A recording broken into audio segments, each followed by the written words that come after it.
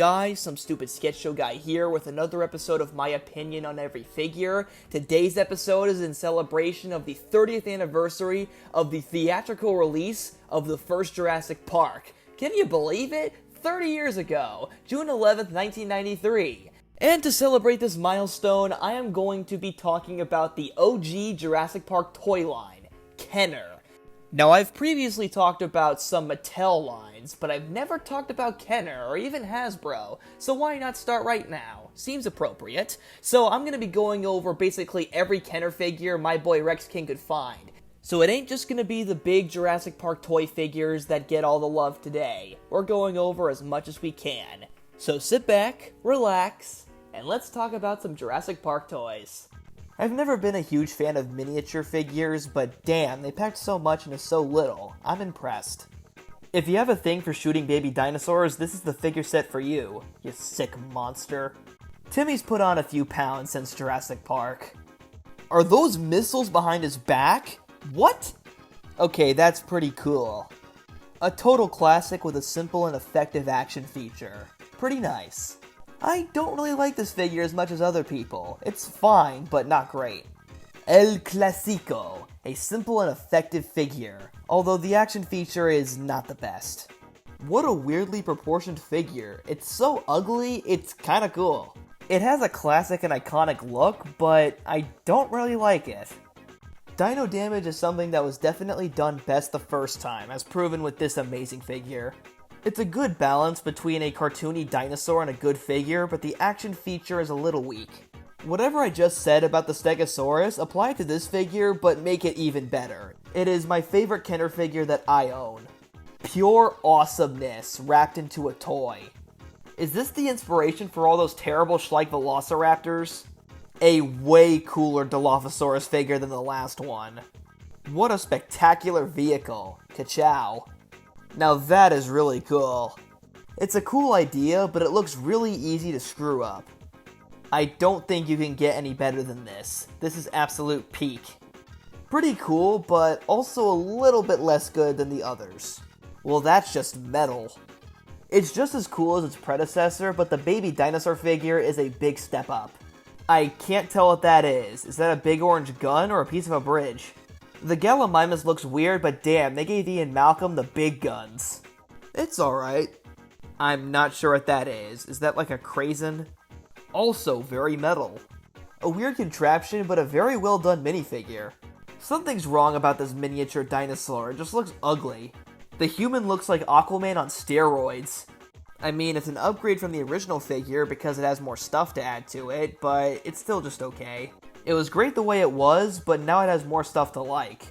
I can understand why this figure is rare, that color scheme is sick. The paint scheme is a little bland for my taste, but I really love the species they chose. We should see another Lycanops figure someday. It's pretty bold and out there, and I do like how it's basically just a walking snake. A well-sculpted figure with a very bold and lovely color scheme. The sculpt and paint are cool, but I can't help but find this figure a bit overrated. This figure deserves all the love it gets. Pure awesomeness. It's a good figure, but I can't help but find it a little clunky. It still kind of looks like a Baryonyx, but it also looks like it's part proboscis monkey. Another figure I personally find overrated. The running feature is so useless. Vroom vroom. I don't really know what else to say. It's an okay vehicle. I'm not really sure what to make of this. It's an interesting configuration, but it's certainly unique. Why does this car look like it has hair on its head instead of a net? Every piece of this figure has something cool to admire about it.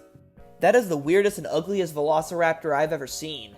It's cool to see Paleozoic representation, but I've also seen better. The giant teeth, the capture gear, the bright blue coloration, an awesome figure. It's a shame this guy never got released. It's a pretty good color scheme. It looks like it has yellow spider webs on its windshield, which is very weird. Does that car have an electric guitar attached to the side of it? It's alright. Ah, the classic Kenner figure that has the miniaturized version of the Eye of Sauron. Yet another weird yellow object. It's certainly interesting.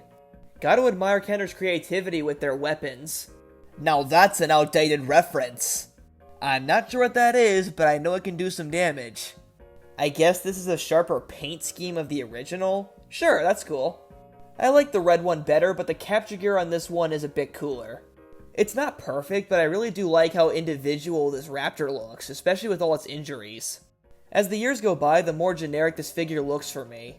Besides being accurate to the film, I don't really see much else to like about this figure. Pretty cool. It's okay, the paint scheme is alright. One of the best ways to lose a tooth. A pretty cool figure, but I'm not sure if ribs are that high up on the body. I tried really hard to think of a joke for this figure, but all I can say is, it sucks. Get the Demon Carnotaurus. Oh wait. Wait, what?! Another certified Jurassic Park classic.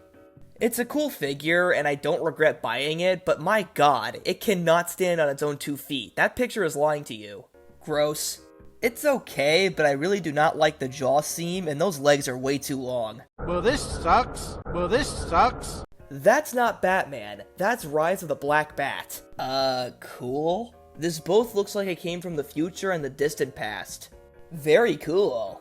Not that great. It's colored like a green cow. It's okay, a bit too quadrilateral. A decent truck being trailed by a radioactive lawnmower.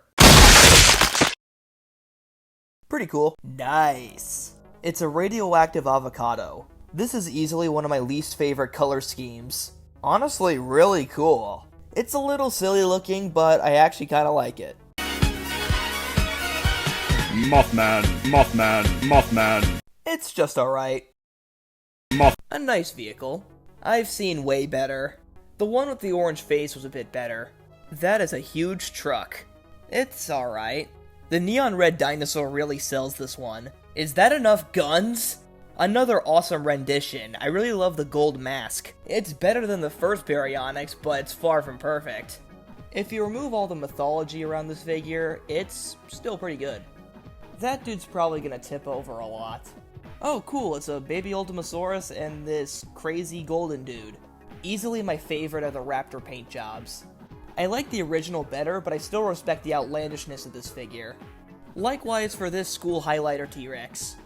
An absolute classic, definitely one of the best Chaos Effect figures. Heck, one of the best Jurassic Park Kenner figures ever.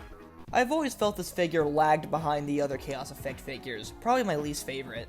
I'll be honest, I don't like this figure as much as other people do, even though it is the definitive Chaos Effect figure. I don't really like the tail action feature, but it's still a pretty cool figure.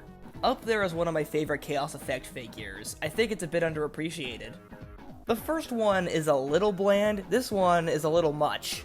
Now this is sick. That is a weird helicopter. That does not look safe. That looks like something that you put on Mars. That's pretty cool. Buses have never been my favorite vehicle. What is this? It's kinda cool, but what? I really wish we got to see this. That's really cool.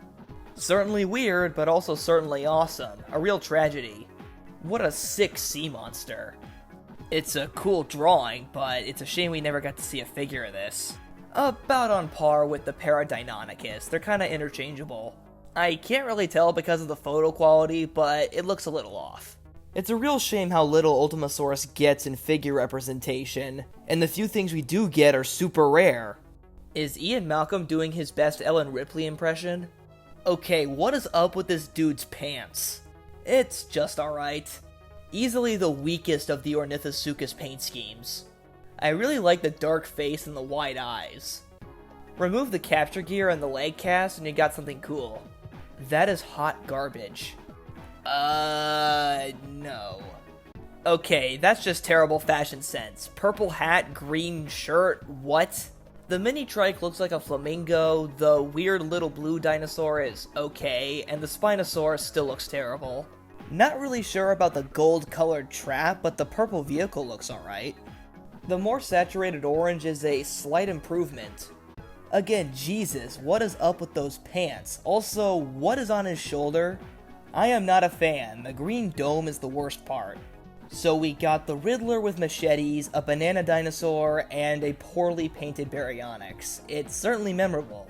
What a huge gun and a weird baby dinosaur. Also, the purple on the Ultimasaurus actually makes it look better.